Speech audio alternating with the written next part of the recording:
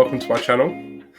So a year ago I made a YouTube video talking about how I managed to win Goliath 2023, and in that video I talked about how it's been a dream of mine to produce content and that I would be producing more content going forwards. I haven't quite achieved that because this is going to be my second video a year on, but what better time and opportunity to review how Goliath 2024 went for me. So it wasn't the first time that I'd been back to the Rico Arena since I had my win.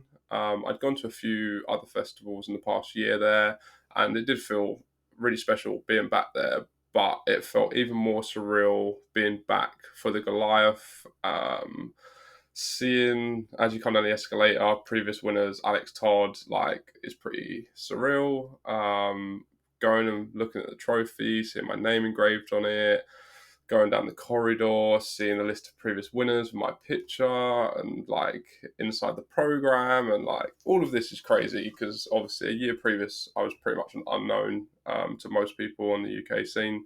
So now having so much attention on me is really cool, and the amount of people that recognized me or come over and said hello and said they enjoyed following my Instagram or my YouTube content or whatever it was, just really, really nice. I really enjoy people sort of following me and supporting me. It does really mean a lot. And it's one of the main reasons I want to do more content, because there's so many people that have said how much they enjoyed my previous content. And if I can give something back, I would love to do that. So it's even more special being there with the boys, staying together, supporting each other. It feels like a team. And even better, I was able to bring my partner Beck along. You'll see she got some cool footage of me while I was playing on the stream and stuff, and just having her there just made it more special.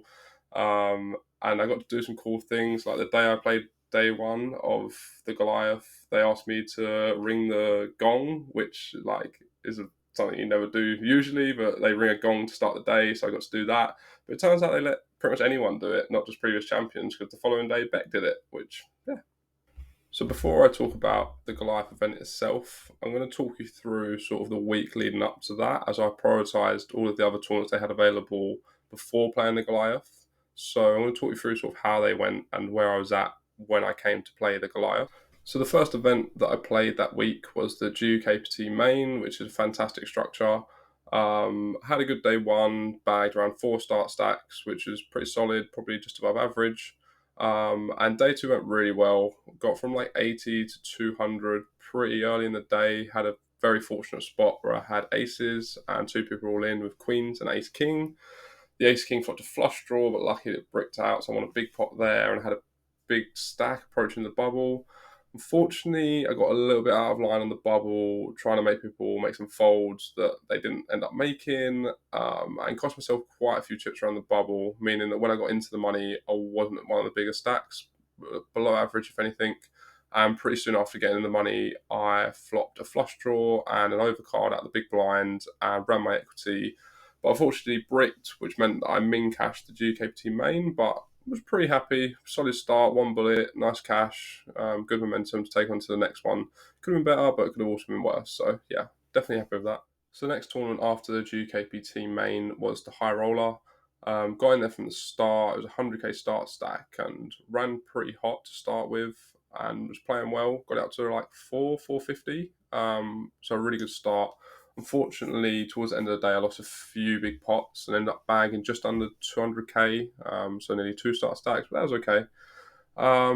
Day two went pretty well, chipped up nicely towards the start of the day, but unfortunately, I got it in with Ace King against Ace King, both offsuit, and by the turn, I was out the tournament, as you can see on screen.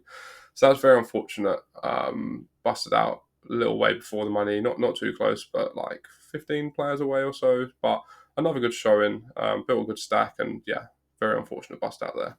Next tournament was the Mystery Bounty, which was a bit of a smaller buy-in. I played the first flight and ended up in for 3 bullets, which was a bit frustrating, but not much I could have done. But luckily, on the third bullet, I managed to bag a pretty good stack, around average. Could have been much better, but I lost aces against kings for quite a big pot, king on the river, towards the end of the day.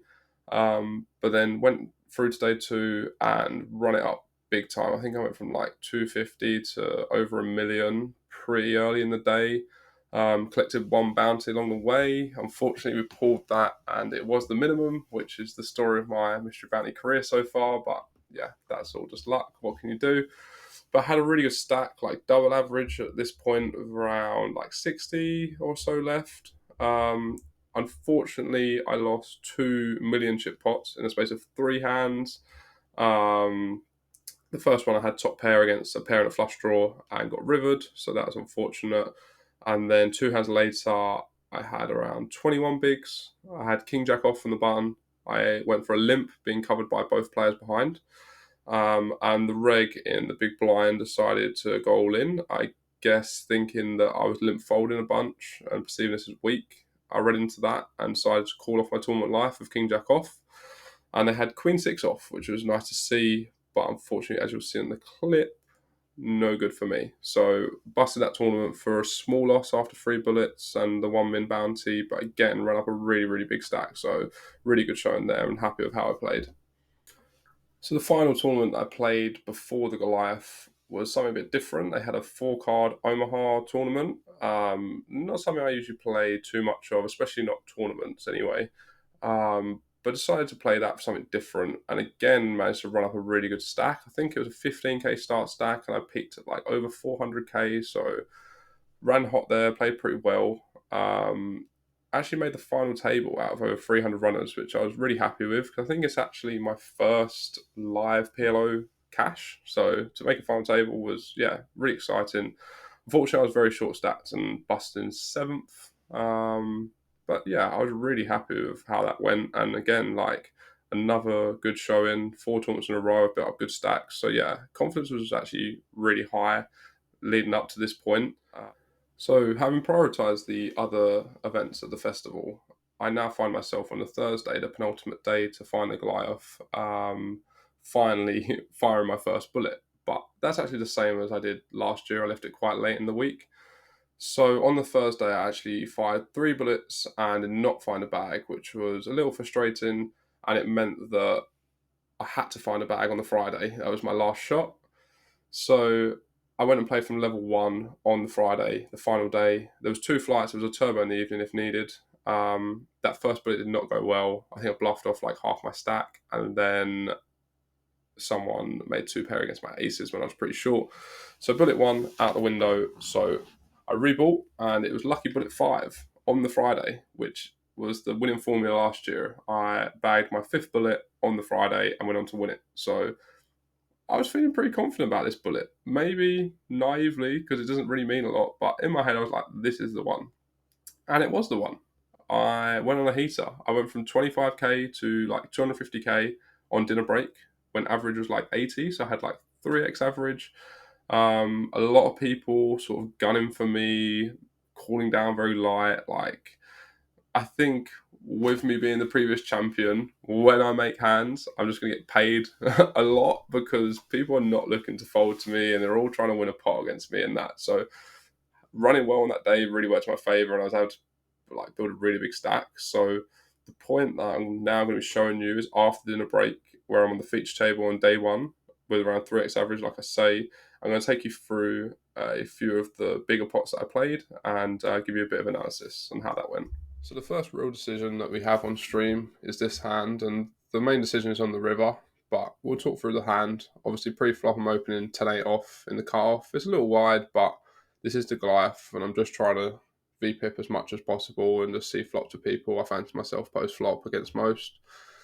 So we do open, and we get defended out the big blind from Gary.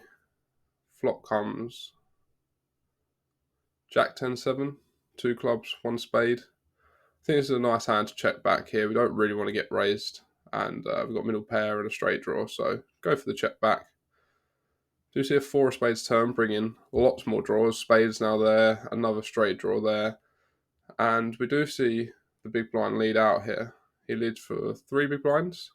Obviously we have a standard call here. After checking back the flop, this is one of the better hands we've got, so always calling with second pair and a straight draw here, with obviously a lot of available draws for our opponent. So we make that call, go to the river, and on the river we do see the 3 of clubs completing the club draw and obviously 6-5 more on the straight draws does get there. I mean, by the river, if our opponent is going to bet all of his draws on the turn and then follow through on the river regardless, there's still lots and lots of available missed draws. Obviously, you've got spades there, very obvious one. Obviously, king, queen, queen nine, king nine, they all had an up and down straight draw. So it looks like we haven't got that strong of a hand, but in this spot, once we check back, we're quite high up here. Like, we're probably going to bet a flush draw on the flop, so I think this hand comes down to sort of our removal, and we don't block any of the available bluffs. Like, he's going to bluff with spades in his hand, he's going to bluff with kings in his hand, queens in his hand, nines in his hand. So I prefer to call red 10-8 than say like queen 10 of spades here, king 10 of spades. I think they're going to be worse calls because they're the cards we want our opponents to be bluffing with. So I did end up calling here, and unfortunately we do get shown 6-5 for that one straight draw it did complete, but let's say the river come the 2 of clubs here. I think our opponent probably has to play the same, and obviously we pick off that bluff. So I think this call was okay. I think I applied the right logic on the river, and it's just unfortunate to lose this one. But yeah, happy with how I played there. So the next notable hand from my time on the stream on day one comes here, where I've opened king queen off under the gun off of 33 blinds. We get flattered from Chris out of the cutoff. He's playing 28 bigs, so slightly less than us, and he's been pretty snug most of the day. So we'll see how this develops. We go to the flop. Flop comes ace, queen, 7, 2 hearts. We have the king of hearts. Usually I think we'd want to bet this because it's a flop that favours us being the opener against someone that's just called pre-flop. However, in the Goliath, I tend just to play my hand based on how my hand wants to play rather than my range, because I don't think people are thinking on that level too much. So here, with second pair, king of hearts, I want to see a turn a lot. I'm just going to play check call, which we do. He bets 2.5 bigs. We make the call. See what develops on the turn.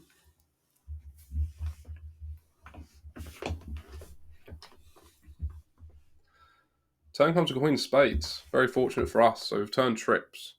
I think conventionally people just tend to check because they've check called the flop. They think I'll just have to check because if I lead out, it looks like I've got a queen. But I think if you check, if they've got an ace, they're going to check back anyway because that's a bad card for an ace. So we don't want that. We want to charge an ace. I don't think this guy is necessarily going to fold an ace to me on the turn, thinking I've only got a queen. So I actually think leading here is really nice. Just to maybe take off the bet and lead again and get some more chips in the pot when we think we've pretty much got the nuts here. Like, unless our opponent somehow has 7s, which I don't think he would even call pre. So yeah, we've basically got the nuts. So we go to the river, he does call, getting that extra bit of value out of a hand that's only got 2 outs, which is great. We see the jack of hearts, which is unfortunate because it does complete the flush. I don't think he's going to have a flush nearly ever here. With us having the king of hearts, he'd have to have like 9, 10 of hearts, and he'd have to have called the turn with that. So like, I don't really think he's got a flush, but the problem with the river is that I don't think he's now going to pay like all in. He's got a pot behind, so I could shove, but I just don't think he's going to pay. I think he'll find an excuse to fold with too many hands beating an ace.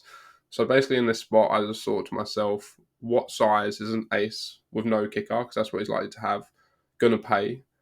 And I went really small. I went 15%. Maybe could have gone a bit bigger. I bet 20 on the turn. Maybe I should have just sized like 20 on the river. I think he still pays that.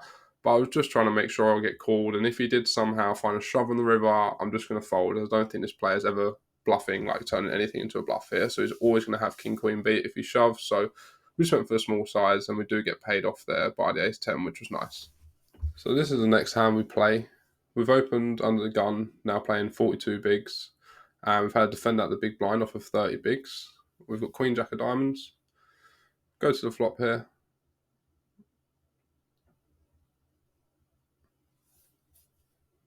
Flop comes queen, 8-7, rainbow. So good flop for queen, jack when we open under the gun. So just going to go for a c-bet, 1/3. I think we'd do this with a lot of hands here. Just because we've got all of the strong hands, obviously, from open under the gun. So I think we just want to continue, make the hand easy, betting a lot on the flop here. And our opponent continues, which he's going to do a lot. There's a lot of available straight draws, gut shots, one pair that I don't expect any of these to fold on the flop. Go to the turn, and it comes queen of clubs, giving us trips, which is amazing. And it also starts a flush draw, which is also good because it means there's more hands that he's going to continue. We can get value from. On the turn, I look at his stack. He's got 140 and there's 50 in the pot. I mean, if he's got a queen, I think we can stack him. But obviously, he has to have queen 10, queen 9, or worse than queen 7, because that'd be a boat. So there's not loads of queens. He's probably got all the suited combos. I don't expect this player to defend like queen 6 off, queen 5 off, queen 4 off, queen 3 off, queen 2 off. You get the gist. So there's not loads of queen X. So I decided on the turn I wasn't going to go for stacks. So I bet 28 here, just over half pot, near to 60%. And we do get a call. I think an 8 and a 7 is going to call quite often because for them, it feels like a good card, the queen, because if there's ahead, they're still ahead. So when he does call and we get a total blank on the river, now I'm deciding how much can I get from him. Again, I've set it up for 1 SPR, so the stack to pot ratio is 1. The pot's 104 and he has 111, so pretty much 1-to-1 ratio. So I could shove here, but on the river, I just did not feel like this guy had a queen. I really didn't. So I wanted to pick a size I thought that an 8 or a 7 would pay, like a sticky 8 or 7, because I just didn't feel like he had a queen. Obviously, if he has a queen, I can get all of it. So I went for a similar size to I bet on the turn. I think I bet around 60%. It says 59 here, but I'm pretty sure I've been a bit of an idiot in game and I actually bet 69. I can see that there from the chips. Some like subliminal messaging, maybe I had 9-6, missed a straight draw, I don't know, like also just sometimes people bet that amount when they're messing around. So I thought like I've got trips. Let me use the 69 sizing. So we went for 69, which is like about 65% pot, I believe. Yeah, around 2/3 pot. Because this is the size I believe he would call if he had called the turn of an 8 or a 7. He does go deep into the tank, which told me quite quickly that he didn't have a queen. I think a queen is just going to call like very quickly. I think a queen raises the turn a lot. I think people just tend to play their hands in the Goliath. So if he does have a queen, say he's got the queen 6 of spades like on the turn, I think he just plays raise, thinking I'm going to have like kings and aces, even though I probably wouldn't bet them on the turn that often. So I did really think he had a 7 or an 8. So that's why I picked this size, because I just think if you bet an amount that if they call and they're wrong, it leaves them a chance to still be in the tournament. So like here, I've bet 17. He's got like 110. So he has 40k back if he's calls and he wrongs. He's got 8 bigs. So like in his head when he's deciding, he's thinking, I mean, if I call here, I'm not out. So if I was bluffing, I'd probably be all in. But because I have value, I think by leaving him a bit, it makes it more likely for him to call. So that's what we did. And as you can see, he did actually pass off there with the 9-7. So we got pretty much max value out of third pair there. So that was a nicely played hand, I think. So this is the final hand I'll show from my time on the stream on day one. So the same player, this is shortly after that Queen Jack hand, has put the majority of his stack in, which it says is 49k, but it's actually 39k. He's got like just under 8 bigs. He's shown from the cutoff, and I've got ace 9 on the button, playing like 70 bigs. So I think we're doing well enough, and we've got like by far a big enough stack that we can just flick this in and see what happens. He puts the rest in blind on the flop, and unfortunately he's actually got ace 10, as we can see here. Unfortunate to run into a slightly better hand, but the reason this clip's in here, it doesn't just take skill to win the Goliath, as we found last year. So what do you think is going to come on the river? Maybe we'll let Jay and Tower. But that is the one you don't want to see. That's the one you don't want to see as the ace 10. The 9 on the river. It was only 3 outs that David had to fade to stay alive. But Toddy, this is his tournament. Winning it last year. 9-ball corner pocket on the end there.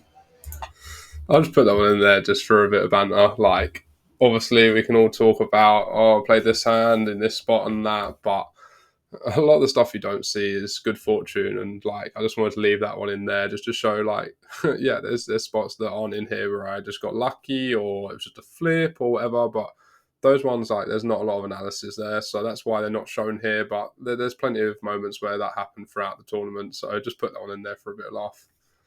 So, as you just saw there, I came off the feature table with around 380,000. which was a good stack at that point, probably like double average. And we actually continued the heater towards the end of day one. I think it was about 2 hours left. I think I got to around 650 on day one, which again was a really big stack. But I lost a few pots and ended up bagging just under 500,000. We got to day two and found out that everyone was in the money that had made it through, which was nice. The prizes were revealed, and first place was actually around 60,000 more than the previous year at 280,000, which is a staggering amount from a £200 buy-in. So day two went really well for me. I started the day with like around 500 and quite quickly got to 1 million, I think, by the first break, winning lots of pots. I then went on a tear. I think I got to like 1.6, maybe 1.7 million around halfway through the day. And at that point, I think I might have been one of the chip leaders in the tournament. I think I had around over 3 times average at that point. So I had a really big stack, and it was looking like I was going to have to pull it off again at this point. I was thinking, wow, these people that have said back to back, maybe they were right. So I was feeling really good. Did lose quite an unfortunate pot towards the later part of day two. Player shoves for around 10 bigs from memory, maybe slightly more, maybe slightly less. We find ace queen suited. I think I was in the cutoff. Decided to rejam. I had about 30 bigs at this point. Got it in, and as you'll see on the clip, they had ace three of hearts, and I had ace queen of spades. And unfortunately, it did actually flop a flush draw and managed to river their flush, which was pretty brutal because that would have took me up like quite a bit over average. And I think instead I had like below average. Then lost a couple of small pots just after. And then I found myself going to the feature table with just under 9 blinds, which was probably the shortest stack I'd had for like a good while in this tournament, which was pretty frustrating. I was going on the feature with such a short stack. So the footage from the stream on day two, pretty much all of it, I'm below average and short stack. So I'm just looking for sort of shove spots and a spot to double up. So you'll see how that pans out. And the following hands are going to be the hand from day two. Around halfway through the day, I think there was like about 200 left, maybe a few less by the point that we got on the stream, but you'll see that in the following clips, so enjoy. So the first hand I'm showing you from day two comes with 140 players left, so we're quite deep into day two at this point. I'm playing 1.2 million at 80k big blinds, so only 15 bigs, and I'm below average at this point, so need a spot really. And this spot does come up where a new player to the table opens off 30 bigs. He seemed like a reasonable player. He's opening +1. Don't have too many reads on him. We see a fairly quick and casual call from his player to his left, Paul, who is a good player that I know from the circuit.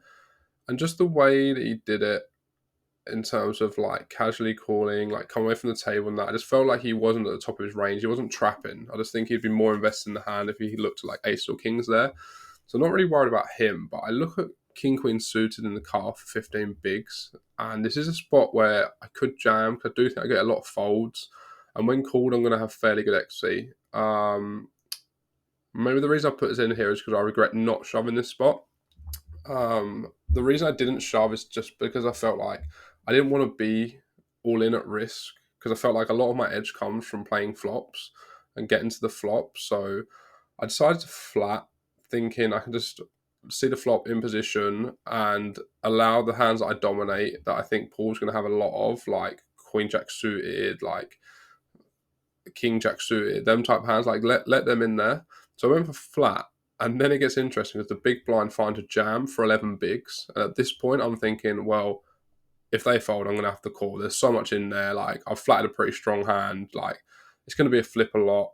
I'm going to take this gamble. But then Craig pretty quickly finds a rejam covering me, which changed it a lot because he's obviously opened under the gun. So now I feel like I can't really gamble because I think that range is going to be too strong.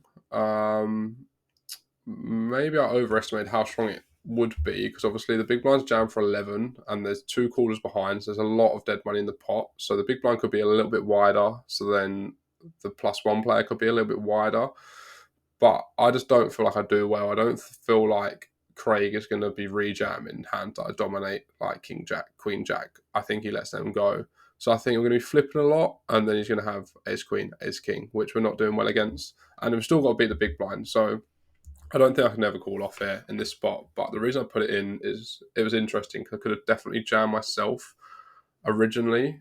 And if I had have jammed for 15, and then the player in the big blind looked at queens and called off 11, I think there's a very good chance that Craig and Paul would have both folded, and I'd have got heads up with the guy with the queens. And again, probably just hindsight, but as you'll see momentarily, the flop comes king high. So if that action would have happened and I would have got it in against the queens, I would have won a big pot here. As it happened, the guy rejammed with the eights and he hits an 8 and takes out the guy with queens. But I think it's an interesting spot. I think I definitely could have found a jam here, and maybe my fear of sort of being all in cost me a little bit here, because this could have been a good spot. If I jammed for 1.2 and the big blind called off, I'd have been up to like 2.5 mil, like over average again at this point. So yeah, some regrets around making that fold, but maybe a bit results orientated. Be interested to hear what other people think, what they would have done in that spot with 140 players left in the Goliath there. Let me know. So this is the next hand from day 2. It's about 20 minutes after that King Queen hand that I showed you. And in between I actually found a double up where I found aces against Paul's 8s. So at this point I'm up to 1.9 million at 100k big blind, which is 19 bigs. And I actually find another premium with pocket jacks under the gun, opening actions for a min raise 200. And using this spot, playing 19 bigs, opening jacks, if I was to get 3-bet, I'm probably all in against a lot of opponents, unless they're a particularly tight opponent. And here's what happened. This player in seat 9, Richie, actually does find a 3-bet.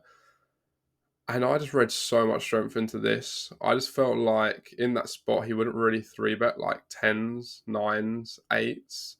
So I thought he either had a better pair or he's going to have a hand like Ace King, Ace Queen that we're flipping against. And as I'd said in the last clip, I really wasn't looking for a flip. Like I really didn't want to be all in at risk, which maybe was to my demise again. Because I actually ended up making a really, really tight fold. Which, yeah, crazy, I know. But yeah, I read a lot of strength into this and I hadn't seen this player do this at all day. But I think the error I made was not adjusting to the fact that this guy had had like average stack or below pretty much the entire day. And at the point where that hand took place, as you can see, he's up to 5 million. So he's got 50 big blinds and like he's got double average. So maybe a player that had below average earlier on in the day that was playing really snug, not getting out of line, now he's got double average. Like that player can start to adjust. And maybe I didn't allow or give enough credit to how much people adjust when they do get a stack. And he actually found a really nice 3-bet here with ace 10 suited and got me to fold to like a much better hand. So again, my fear of being all in here cost me, because if I do find that jam and well, if he folds, I pick up like 850k. I'm up to like 2.7 million, which would have been massive. As you can see, I would have been like third and chips on the table, and instead I've got 17 bigs. So yeah, disappointing that I folded this hand and he did actually have an inferior hand. But the logic I applied again, I think was good. I just didn't allow for the fact that this guy now had a really big stack in the context of the tournament, and he was probably putting that to work. I didn't really allow for that. So yeah, lesson learned there. So this next spot is very shortly after I just folded the jacks. And we see Paul, who's got 20 bigs open, +2. And then we see the player to his left very quickly find a shove for 16 bigs. This was a new player at the table, so didn't really have any reads. I'm next to act, and at this point, I'd lost a small pot in the blind, so I'm down to 1.25 million at 100k big blind. So I've got like 12.5 bigs. And the blinds were going up in around 15 minutes, I believe, to 120k. So I would have had like 10 bigs. So it sounds ridiculous, but I actually looked down at pocket jacks in this spot, same hand I've just folded. And I actually decided that the hand was too strong. I thought if this player had a hand like, especially aces and kings, I think he would have 3-bet non all in. Like, I think people naturally just like want to get value out of those hands. The main hand I was worried about was queens. But again, I think just the speed he did it, I feel like he might have thought about it a bit longer with queens. So I was really leaning towards him having tens, nines. So I actually thought my hand was too strong. And the context of the blinds going up in 12 minutes, as we can see there, I thought I couldn't make this fold again after just folding the jack. So I actually put it in. They actually had the hands the wrong way around on the stream, which was a bit gutting. It showed that Lewis had jacks, when in reality I had the jacks, and he actually had ace queen, which was one of the hands I thought he would have. But at this point, I can't keep avoiding a flip because, yeah, my chips were down quite a bit at this point. So yeah, we're all in here with 112 players left in the Goliath, 1% of the field, so it's really deep at this point. And we're flipping for our tournament life. I'm going to let the recording play out. As you'll hear, they had the hands the wrong way around. You're going to need to find it.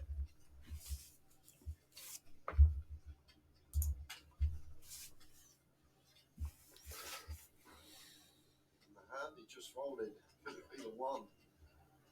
Sends Toddy home, Oof. and it's not. Killer. And they think I've won. On the river. What's that there? Toddy.